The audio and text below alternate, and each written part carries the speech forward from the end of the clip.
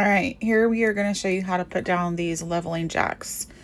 This is literally going to repeat itself 4 times. There's 2 in the front, 2 in the back. You get it clicked onto, there's a little divot, I guess, in the front, and then you just rotate it clockwise until it hits the ground on all 4 sides. And then again, once you are packing up from camping, you do this all in reverse.